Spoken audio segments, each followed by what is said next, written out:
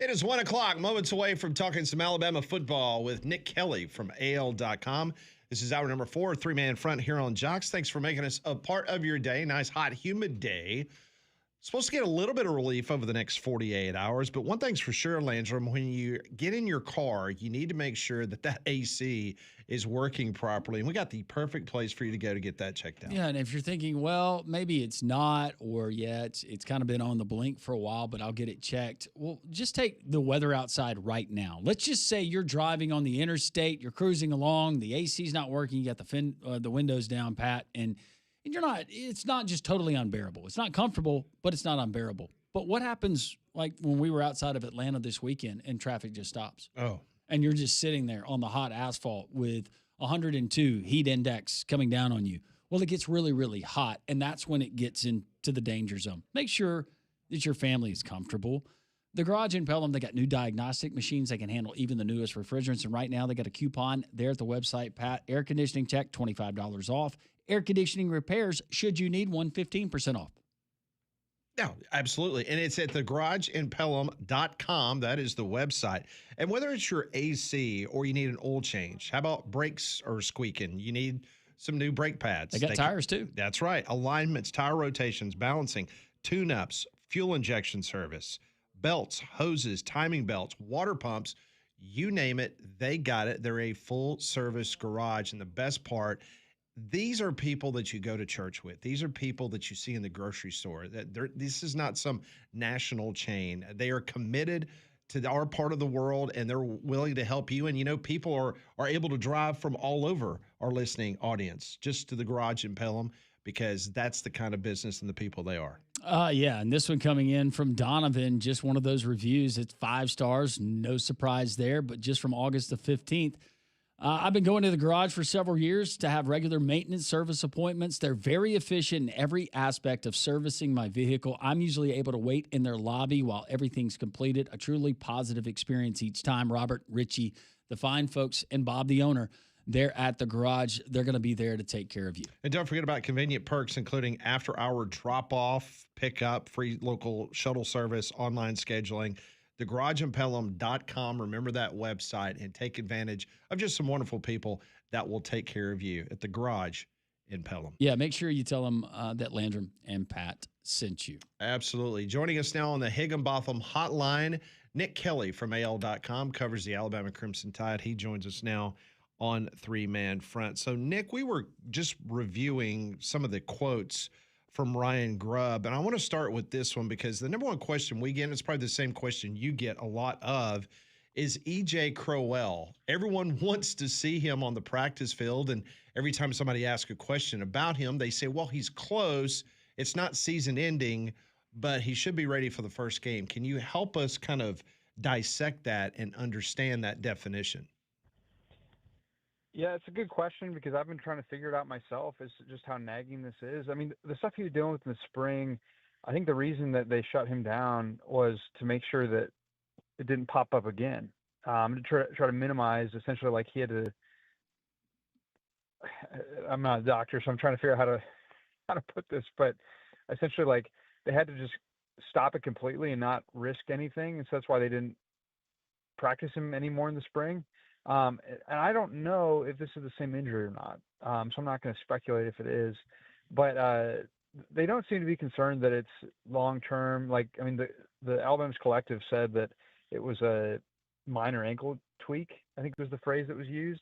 So at this point, until he's missing games, I guess expect him to play. But the bigger issue right now is the fact that he's missing practice time that he needs as a freshman, a true freshman who has to learn how to pick up blitzes and learn the offense and just get valuable practice time that he's missing, that he needs more than anything right now.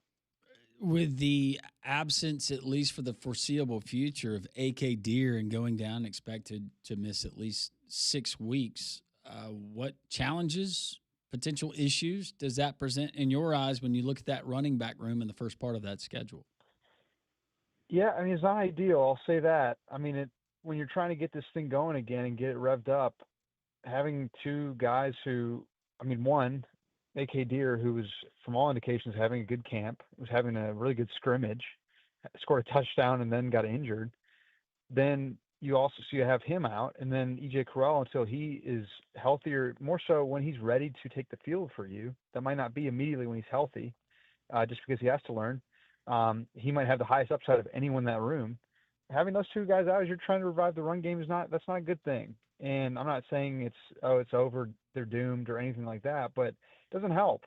And they will need guys like a Daniel Hill to step up, like a Trayshawn Brown, who there's been a lot of good buzz around, and I think they're excited about.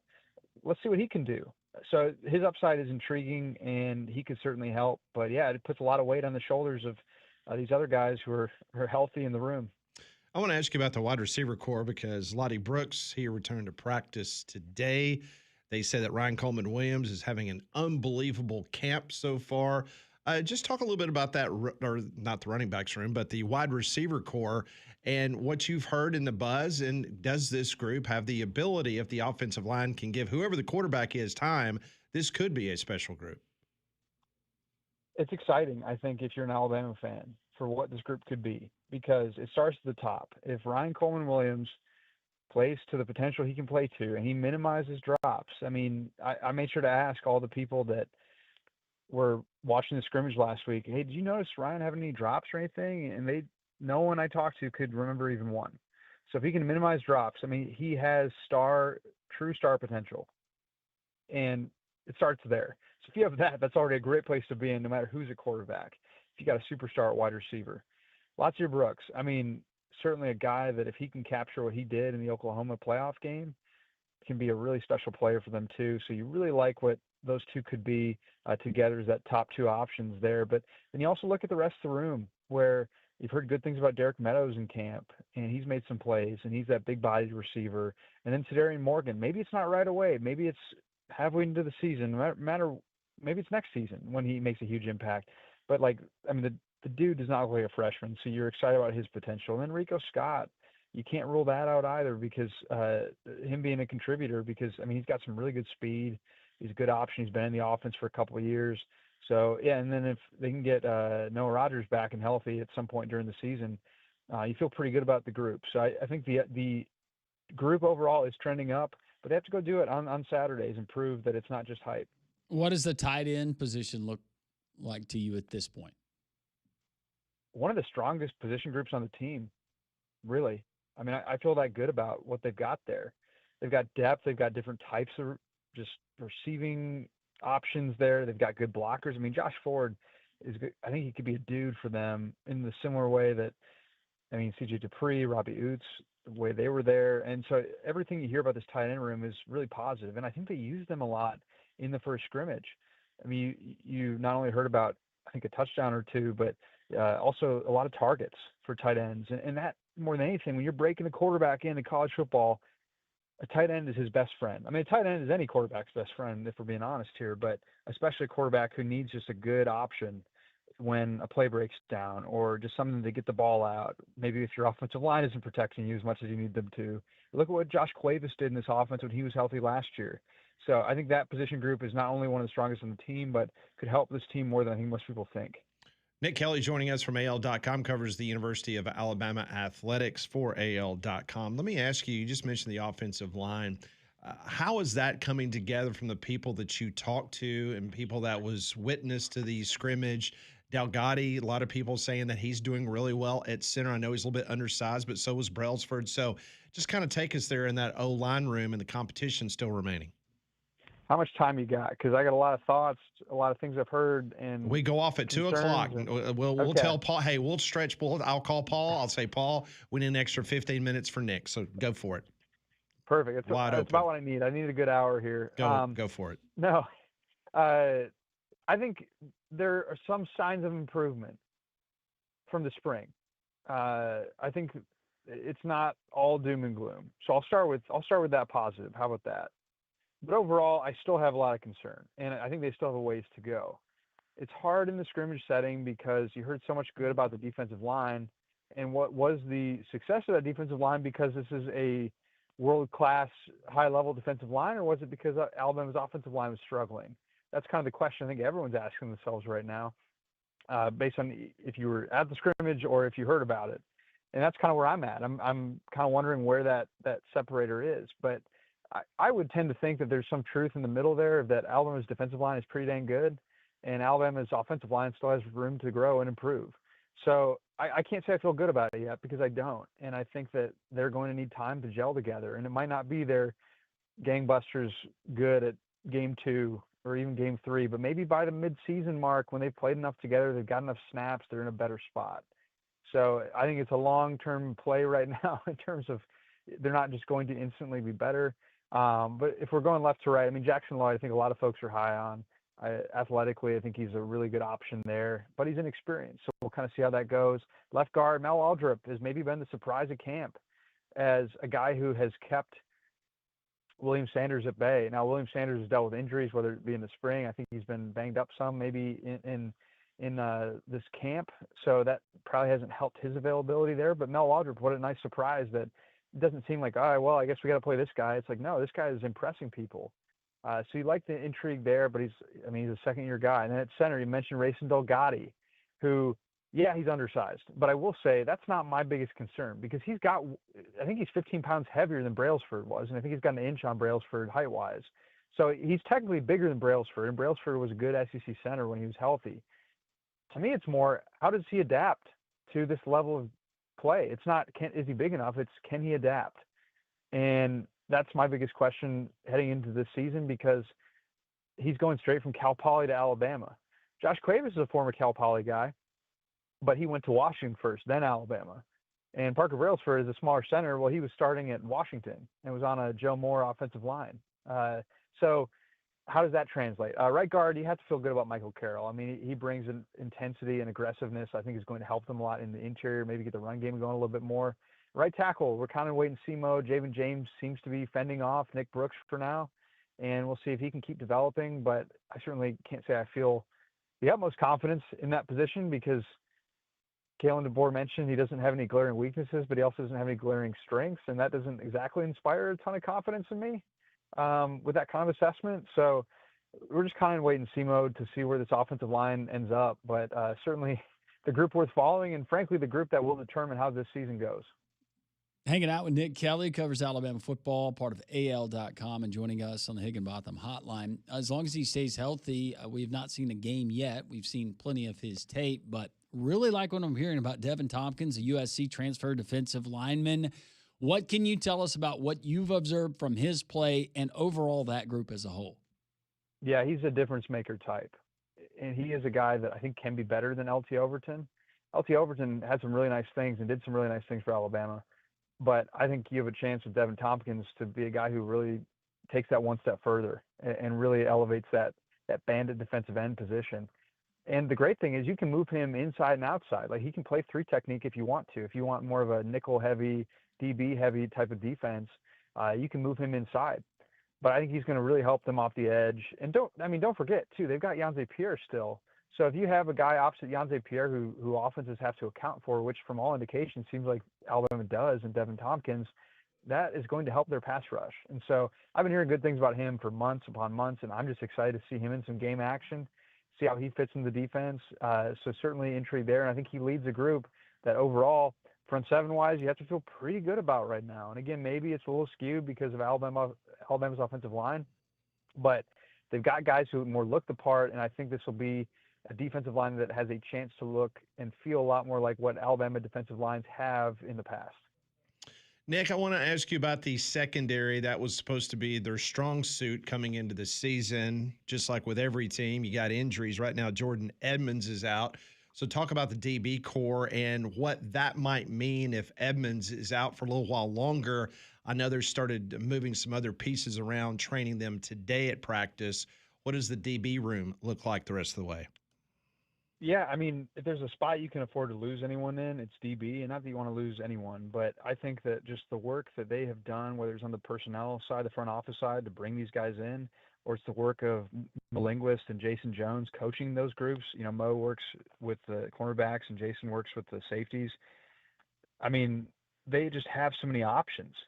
And you always want depth, and you never want to see a guy hurt. But, I mean, they just have guys who can play at different positions. I mean, you look at guys like Chuck McDonald, they can move him around, or Zion Gibson will have a little bit more opportunity with Edmonds out for the time being in that defensive back spot. But when you have, I mean, top down, just elite talent, and I mean, Ivan Taylor, I can't say enough about what he could do for them this season. And they already have 2 veteran starting safeties who are good players in Beret Hubbard and Keon Sabb. So, I mean, they've got Ivan Taylor. They've got, I mean, you look at Jair Edwards at safety too, that I think there's a lot of nice things he can do. Drake Kirkpatrick is a nice piece you can move around that's done some things for them in the past that can help. And again, they just have versatile guys, and they have options, and they have good options. It's not just like, well, I guess we got to put this guy in. So again, if there's a position you can afford to have an injury, it's that one, but you of course do not want any injuries. That is Nick Kelly, does an outstanding job covering the Alabama Crimson Tide, and we are mandated by management. I'm sitting here looking at the memo now. Get it right. Get his name right. And say it with an accent. Lorcan Quinn. Yep. The kicker from Ireland. How is he looking? I love the pronunciation. As someone, I think I'm like a quarter Irish is what I am. Yeah. So you're not Pat. Pat. I can tell you that. Yeah, you got the Irish name, Kelly. I do. You do. It's not that it makes me Irish. There's a pretty good SNL skit about people who have little Irish connection going back to the motherland. Pat looks Irish, right? Yeah, don't you think? I'm very, Pat looks Irish. Yes. Well, with a first name like, I'm assuming your full name is Patrick. Patrick Sean, matter of fact. There you go. That's a very Irish name. Was it Padraig originally? No. And then they put the C and the K on it? It was actually Saint. Wait, so you're the guy? He's the guy. I'm the one that got the snakes out of Ireland. That's the me. Guy. Yes, very much so.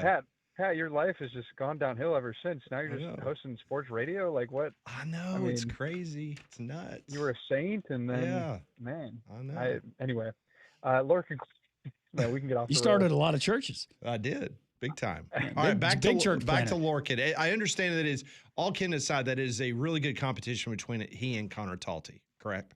Yeah, I think it is. And I do think that if I had to guess, Lorcan Quinn probably is the one to handle field goals just because he's got, I think, the better leg. But how they divvy up, I mean, I think there's a very real chance you see both of them in that one could handle kickoffs, one could handle field goals and extra points, and maybe you mix and match a little bit. I don't know, but I think they have 2 good options, and Lorcan Quinn has a leg on him. And so I don't think we get to see a ton of that in the first scrimmage. I think the longest kick I can recall someone saying they remember seeing was like 40 yards maybe. So it's not like they were booting 50-plus yarders, seeing what they could do there. But I think Lorcan's got a really good leg. So certainly intriguing potential there, and we'll see how accurate he is. Didn't Kalen in Alabama get a long snapper out of the portal? Yeah, the Syracuse guy. And yeah, how's he doing? I feel we're going deep now. We are so deep. Nick's sitting there going over like deep in his notes right now, like going, okay, let me find this guy. I would have said his name, but I couldn't find it in time to ask the question. Nick does a million interviews nationwide, and of all people, Landrum picks out, hey, that long snapper out of the transfer portal. How's he looking? I felt like that. Now, I will say, if you would have given me like, hey, which radio host do you think is going to ask you about the long snapper, I would have guessed Landrum. Yes, that would have been the one. That's good. I was a long snapper in high school. Let's see. Ethan Stengel. There we go. Okay. Sorry, man. Okay. Yeah, he looks great. I'm sure he's doing great. Hey, that actually, to answer your question, he's doing well because we couldn't even remember his name. Yeah. Yeah. That's the best sign of a good long snapper is the most incognito long snapper. Yes. So he's practicing more than EJ Correll based on what we've. Okay. Sorry. I guess. I couldn't resist. Sure. Sorry. That's Nick Kelly. Nick, always a pleasure, my friend. Enjoyed the rest of your day. Please stay cool. Hydrate. Hydrate, Nick. You guys too. Thanks. All right. Thanks. See you soon. That's Nick Kelly. Well, I thought I'd Man, ask. he got off the phone quick. Well, you you bring up Lorcan Quinn. How's Lorcan going to get the ball if nobody snaps it to him? That'd be difficult. I feel like we talk about it, and Conrad doo-dooed all over that transfer portal pick, and I was like, we're going to pay it off. We're going to talk about this guy. Do you remember that day when Alabama was very active in the transfer portal? You know, guys from Cal Poly. What was the guy from up in the Northeast? Yeah. That was oh, goodness. Was he a tight end? Oh, he's from like New Haven or something like that? That was him. Yeah. Well, don't forget about the little scat back that they couldn't get out of University of Texas Del Rio or Rio Grande or whatever. Yeah, it we was. didn't want him. You offered him. It was a smokescreen, Pat. That was a good day. It was like every time we were coming back from break, there was like another, and he thought we were making it up. And Yeah. we're like going, no, here you go. Here's the link. Check it out.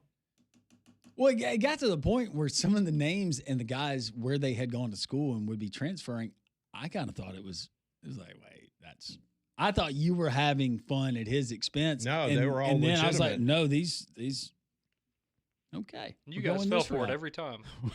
We Yeah, did. we every did. time. Especially that Delgado kid. Yes. That one seems like it's working out. Okay. I'm glad to see after the Talladega pictures. I was that- about. Everything kind of has changed, gone in the other direction. Yeah.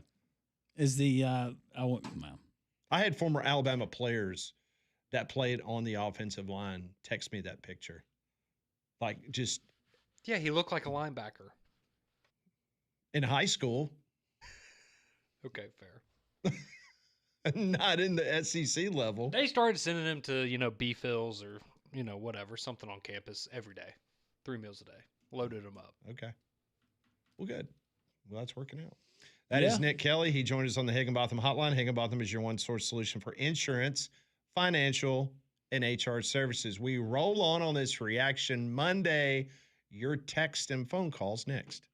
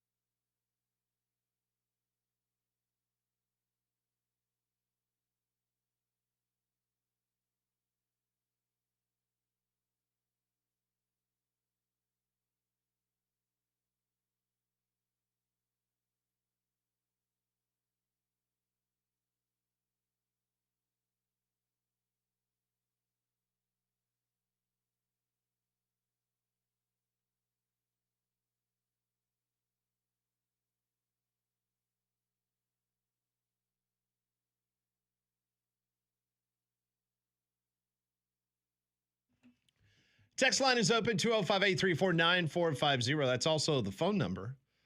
Like how we did that? Clever. Same number. Yes. You can text us. You can call us.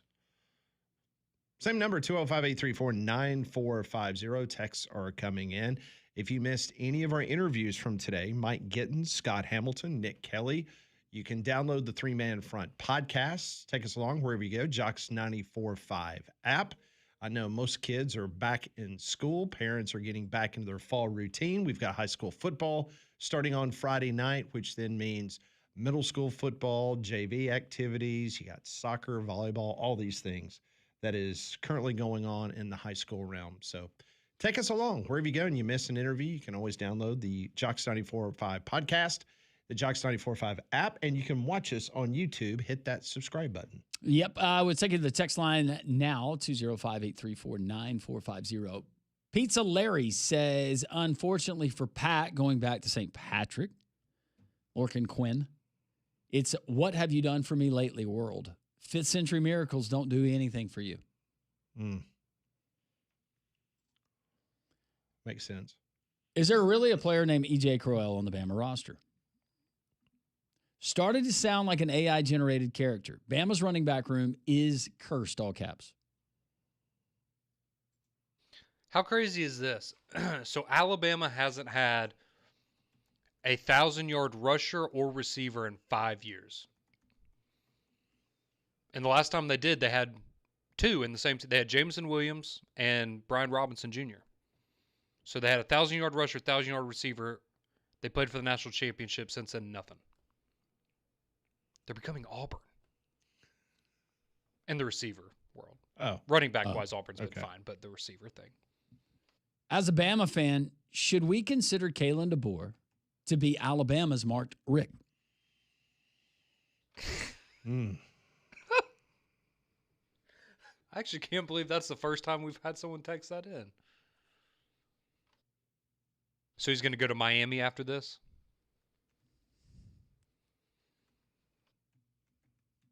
Or maybe his Miami will be USC.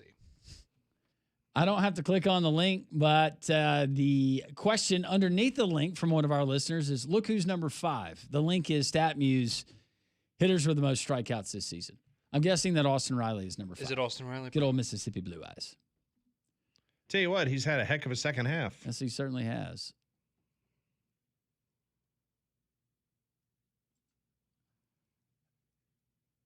Jimmy adding that Ty Simpson looked a heck of a lot better than Tua. My word, that was rough. Going back to Tua's debut with the Falcons.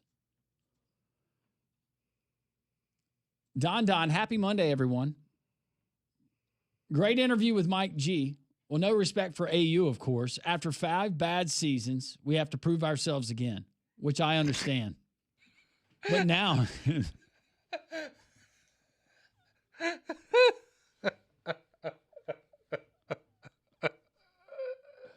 I'm glad I'm not. Not one or two. But now, in my opinion, this should motivate us. People are now underestimating Brown. It's time to prove something, and I believe we will.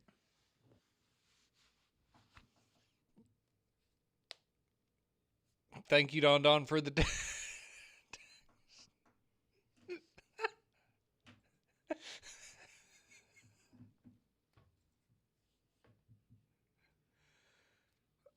Jamie Bailey says Lake Martin yesterday, according to their boat, said the water temperature was 90. Wow.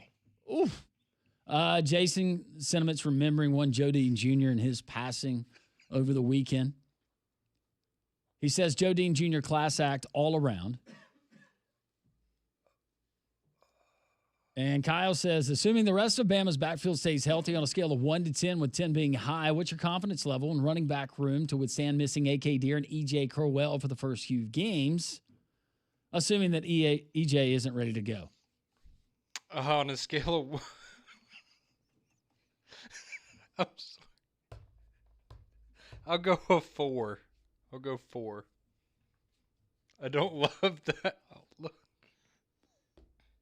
205-834-9450. Keep the text rolling in. Coming up next, we got questions from Pat. Pat Ponders on the way. 3-Man Front continues.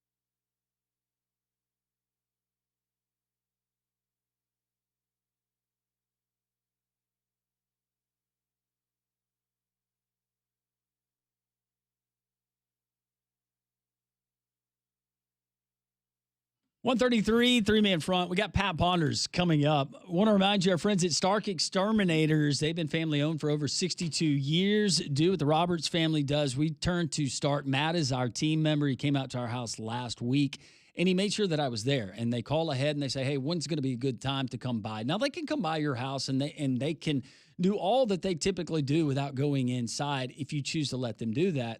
I just like the full comprehensive, this is what we've got going on. Different bugs that sometimes you have to deal with, different parts of the year. Matt was great. Came to our house, asked a lot of questions, addressed every single need. That's what you can expect when you turn to our friends at Stark Exterminators. It's simple. It's a phone call. 855-STARK-NOW or StarkExterminators.com. One of their talented team members like Matt will come to your home, your place of business, do a thorough inspection, come up with an assessment and how they're going to attack those issues. Stark Exterminators, once again, 855-STARK-NOW or go to StarkExterminators.com. When you do so, always tell them Landrum from Three Man Front and Jocks sent you. Pat writes questions. We'll try to answer those. This is what we call Pat Ponders. I want to know what you're thinking. Tell me what's on your mind. It's time for Pat Ponders. All right, guys, question number one, as we take a look at the AP preseason top 25 poll, every year for the past 23 seasons, except 2019, there has been at least one preseason top 10 team that finished the year unranked. So which top 10 team this year, Ohio State, Oregon, Georgia, Notre Dame, Texas, Indiana, Miami, A&M, Ole Miss, Oklahoma, do you predict will finish outside of the top 25 at the end of the season? Which of those top 10 teams? Goodness. Every year for the past 23 seasons, there has been at least one preseason top 10 team this out. is going to sound crazy to some, given what they have coming back, what they've added, but I'm just going history, and I'm seeing some of the trends, and over the weekend, I think Conrad's right on it. I'm going Miami Hurricanes. Oh, that's not who I was going. He was hyped it up. I was like, yeah, let me hear this. No, but if it could ever happen, it could happen with Mario at Miami. Okay. I don't think it's likely, but that's my team. Oh, I get it. And the caveat with this, right? Quarterback goes down for any one of these teams. Sure. We could have a completely different problem. So the two that stood out to me the most, A&M and Oklahoma. I think Oklahoma because of how difficult their schedule is, but that was a good one. That was going to be my. Yeah, but if they go 8-4 with their schedule, I still think they'd probably end up in the top 25 because the voters will go, man, they played maybe the toughest schedule in all of college football. Mateer's playing without a hand. Yeah, and I think with A&M, like it's still A&M, right? They've had the 1 year where they bounced back, and I'm not saying they'd be a bad, have a disastrous season, but I could see them going 8-4, 7-5, and I don't think that'll happen. But out of all the teams in the top 10, I'll go A&M. But would it be crazy to think that Miami, with all the headlines and all the success that they had coming off of last season, that we just see where it's I thought you were going to say running Texas the asylum for a second, honestly. And it's just crazy and kind of a free-for-all. And then we get to the season, it's like, what is it? Whoa. Yeah. What is this? Caught lightning in a bottle last year, and then it just all kind of... And you got plenty of talent. It's culture. Cristobal stubs his toe in some late-game situations, which he's done... That could happen. A few times. Mm-hmm. Yeah. All right, question number 2. On this date 10 years ago, Usain Bolt proved he was still the fastest man in the world. He won the 100 meters for the 3rd straight Olympics, and he is the only person ever to win the event 3 times. The question is, who was the fastest person you ever saw in person? Alexander Wright. Wide receiver for Auburn. It was a go route. They were playing Pacific to start the season. And obviously Pacific didn't feel like I guess they couldn't guard him. They couldn't defend him. But him just running down the sideline, it looked like he was competing in the Olympics. That would be one that comes to mind. That was just early memory. That would have been from the late 80s, early 90s. Yeah, I mean, It would probably be. It'd probably be Henry Ruggs. Now I will say He was the Jameson fastest I Williams. ever- he- Jameson yeah. Williams, the stop and start on that little slant they ran against Miami, that JP was on the call for. He was fast, man. He was fast. There were a few. I just think I'm thinking like straight line speed. I think Jack Jackson, Florida wide receiver under Spurrier.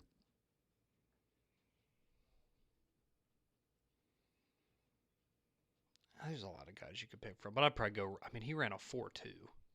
That's crazy speed. Think about return men like Devin Hester, what he was when he was in college. I was about to say Chris Johnson was with the Titans in terms of just because I think at one point he set the record at the combine when he came out for 40-yard dash. Who about you?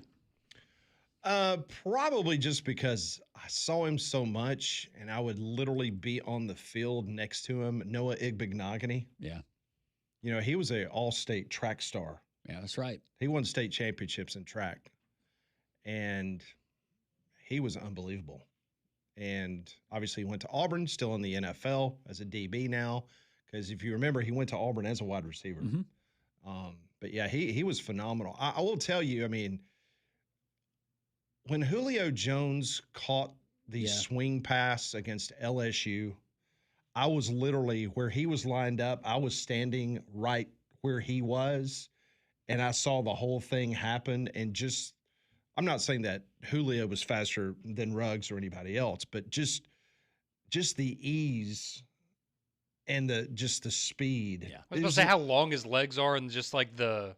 Yeah. It was when he took that pass, and that obviously was the game winner.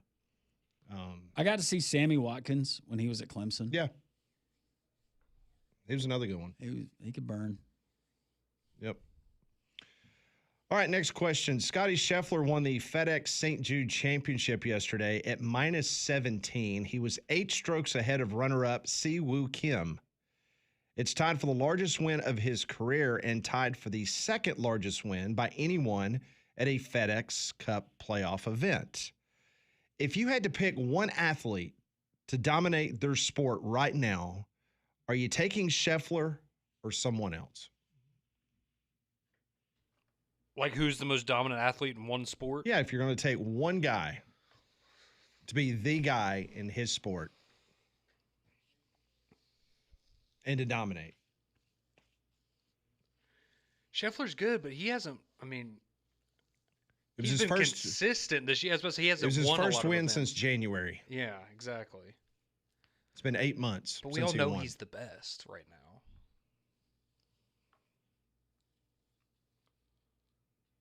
Man, I wish this was 10 years ago and I could have said LeBron. Can't do that anymore. If I can't go Joey Chestnut. Oh, when healthy, I would take Ohtani. Okay. He has a little bit of an unfair advantage, but that's also what makes him so good. So when he's healthy, I would take Ohtani. I think he's probably the most dominant.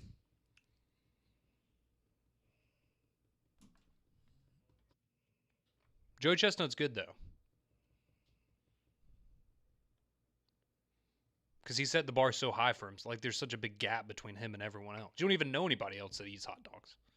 It's just him. See, at one time I would have said like a guy like Mariano Rivera. Mm-hmm.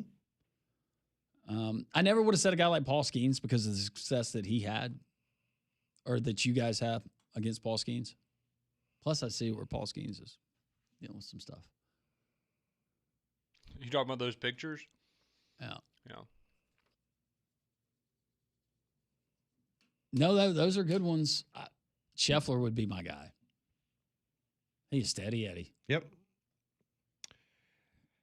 Question number 4, an absolute stunner from the weekend. U.S. swimmer Katie Ledecky lost an 800-meter freestyle race at an international meet for the first time in 14 years. A streak of 13 consecutive international championships she lost. At what point does a dominant athlete become so good that people are actually rooting for someone else to beat them? Yeah, I mean, I don't know how you quantify the exact time that happens, but like I think, at least in my lifetime, the only one I can think of that was that dominant that people didn't start rooting against him was Tiger. Like people just wanted to watch Tiger be great. But I mean, I look at people started to hate Tom Brady. I feel like people got tired of Patrick Mahomes. Mm-hmm. People hate LeBron James. Yep. Rory. I mean, maybe Michael Phelps would be in that group too, but like him, Tiger, MJ, like I feel like those are the only guys that people just, they were so good and you still liked them.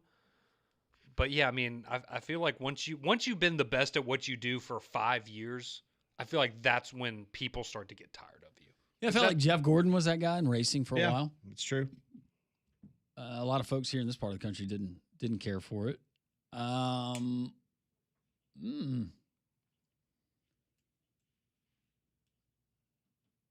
mean, Caitlin Clark would have been an easy one. She's underrated now.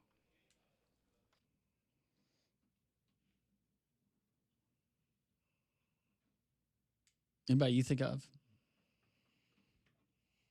Well, obviously, we see it in football. I mean, everybody hated Alabama. Oh, yeah. Everybody hated Saban. Yeah. I will say this. I sense that Indiana is very close to becoming that new team that everybody hates. Yeah. Because Georgia was, and then they've had a couple years where they haven't had that. And it's same just level. I because feel like Signetti. Yes. But he leans into it. Well, it's like He's the Hurley. catalyst, I think, for Yeah. a lot of that. No doubt. Hurley and UConn. See, Hurley's another one that I think a lot of people. Yeah, I don't like. He's a great coach. I don't like him. He's obnoxious, but he's really good. And I think people felt that way about Nick. Yeah, absolutely. Yeah. All right, final question of the day comes courtesy of BB. She writes, some people get creeped out by dolls, but a Mexico City neighborhood takes the cake. The Island of the Dolls in the Canals was created in the 1950s when a local eccentric started hanging abandoned dolls he'd found on the island's trees. Over the decades, he gathered several hundred. People now take boat tours through the island, but they've reported that the dolls' heads will turn to follow passerbys. Other mysterious phenomena include children's laughter and crying, disembodied whispers, and strange shapes moving in the trees. No. So is the question, would I go here? Is the question like, do we burn it or do we? Yeah, We just bomb it. burn the whole. yeah. Which is faster. Let's send it back to hell where it belongs. Which is faster. Would you tour the Island of the Dolls if you could? And do dolls give you the creeps? No and yes. Yeah, they give me the creeps. Dolls, clowns. The old timey dolls. You give the me antique dolls. yeah, and get a doll clown figurine. Then it's I'm game done. over. You've for seen Lando. videos of this place, haven't you? I don't think so. I have. Oh yeah, No, thank you.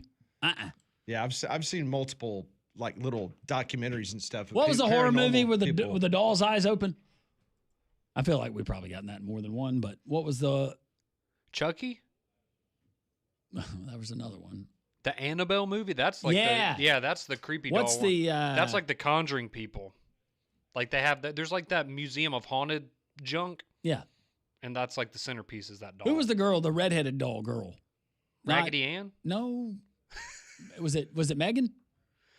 Oh, the one that was like the robot doll Yeah. or whatever. Yeah, that was the Megan thing. Yeah, no, I'm not. No. Yeah, you need to do a YouTube and check out the Island of Dolls. Okay. Yeah, I just don't. I don't like that a whole lot. This is a No. lot of them. This is a lot of them. No, it's awful. And they're all dirty. That's because they were They're- found in like yeah. a canal. I don't like the way they're strung up. I don't either. Like they're. Mm-mm. No. So you wouldn't go. Heck no. What did I get out of that? Now, if you paid me to go. That See, I thought we were going to set you up in a cemetery. You're going to spend the night in a cemetery. Remember we were going to do that? What Yeah. happened to that? Legal once again. Oh, no. He not doing this. So the guy that moved to the island and started like picking up the dolls and hanging them up there, he died. He drowned. In the canal? Yeah, in the same. Yeah, no. Yeah, this No, not guy's doing along with this. me. He's like, dolls are the vessels of the dead. Burn that island down now. No, he drowned in the same canal that he found the little girl in at the beginning. No. No. There's something to that. No. All right, that's today's Pat Ponders. Were there any Madame Alexander dolls there? I don't know. Did they pick through all the ones that could be like the Master's gnome, like the collectible? You could get some money from it. Probably. I bet they did. The worst thing I've seen, you don't want to miss that. It's next.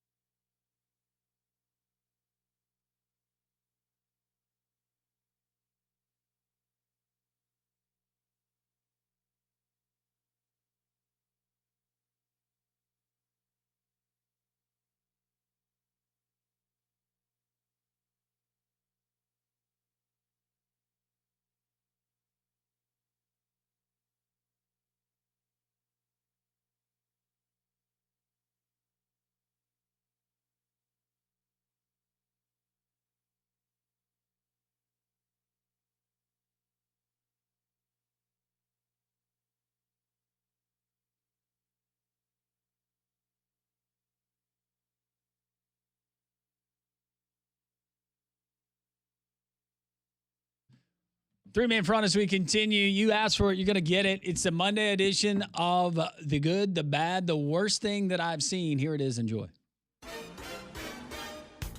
This is the worst thing I've seen. Big quarantine and like I need to get out and party. Woo! What's better than beach and a few drinks and Jeeps? Man, getting better than that.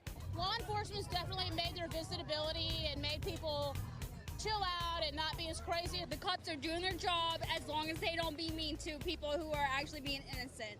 Then I'm all. All right, so we're going to go to Detroit here for just a moment, and we're going to go through this quickly because we have some great audio that we want to share with you involving this story. But a Detroit news anchor had trouble getting through a broadcast recently after one of his co-hosts asked him what appeared to be an innocent question about survival tactics, but ended up going a little sideways. So this is the audio from Fox 2 News. This is in Detroit. Enjoy this here on your Monday. That is if you can provide yourself with food, and again, they're ice fishing because everything is frozen, and you're looking for fat in the beaver. Yeah, the beaver is the beaver is the most sought after. It is. Ryan, do you think you could eat beaver? It's fat and then it's meat. It made them all sick, though. They all got sick after it. Well, you can't eat diseased animals. Oh, God. So there you have it, a very fun moment there on the local Fox station up in Detroit. As you could tell, he was the anchor was struggling to answer that question there from his female guys. co-host. We're getting a text from our news director that want to talk to us right after we wrap at 10:30. That's fantastic. That's something that would happen on this show. It can happen. Yep. Almost happened today. It almost did happened kind of today. happen today. I don't think it did. Review the tape. Did you review Some of it you yet? just wanted to hear it. Did you review it? Is it confirmed? Don't lie, Conrad. It's up for interpretation. You lie, you fry. God is great.